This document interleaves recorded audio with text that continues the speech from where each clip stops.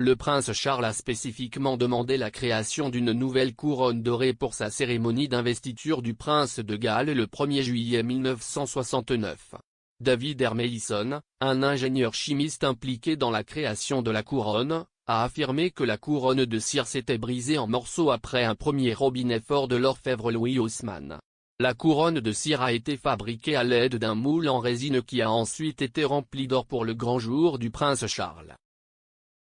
S'adressant à l'émission Secret of the Royal Palace de Channel 5, le vice-président senior à la retraite de Global Precious Metal Corporation, David Hermeisson, a déclaré, quand il a proposé pour la première fois la possibilité de faire cela pour le prince Charles, cela n'a pas vraiment coulé, vous savez, je pensais que nous allions essayer.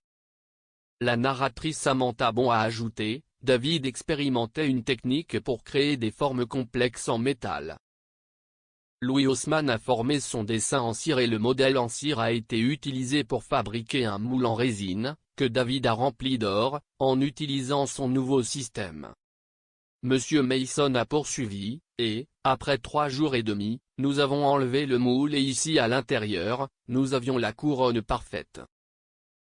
Avec une couronne élancée réalisée avec succès et le grand jour de Charles approchant, David l'a emmenée à Goldsmiths Hall pour qu'elle soit poinçonnée. Monsieur Mason a ajouté, je l'ai mis dans une boîte en carton et je l'ai mis à l'arrière de ma fourgonnette, ce qui semble maintenant ridicule quelque chose de cette valeur. La pression était pressante en termes de temps et je me suis enfui jusqu'à Goldsmiths Hall. David a en outre ajouté, avant que je puisse atteindre le gars qui faisait le poinçonnage, il a mis le premier robinet, plus qu'un robinet fort, et, juste, des morceaux tirés partout, c'était incroyable. V. Le prince de Galles a demandé à l'orfèvre un nouveau design ovale pour s'adapter à un jeune homme moderne avec une coupe de cheveux moderne et dont les oreilles montrent.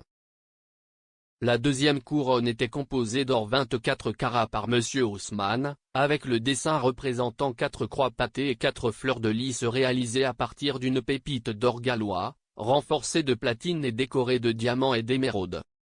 Monsieur Mason a également révélé dans le passé que l'inspiration pour la conception finale de la couronne provenait d'une source plutôt inhabituelle. Il a déclaré, à quelques jours de la fin, je regardais un match de tennis de table à la télévision quand je suis soudainement venu vers moi, une balle de ping-pong.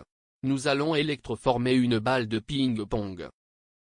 Incroyablement, le processus a fonctionné, mais comme il n'y avait aucun moyen de retirer le ballon, nous avons simplement dû le laisser à l'intérieur.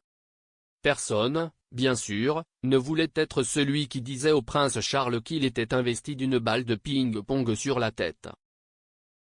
Il a également exprimé sa déception sur le paiement de la couronne quand il s'est agi de nous payer réellement la couronne. Louis Haussmann a dit qu'il était maigre. Buckingham Palace a dit que cela n'avait rien à voir avec eux et la Worshipful Company of Goldsmiths nous a dit que nous devrions simplement nous contenter des félicitations. En fin de compte, personne ne nous a vraiment payé un centime. Et, malheureusement, je n'ai jamais revu la couronne depuis.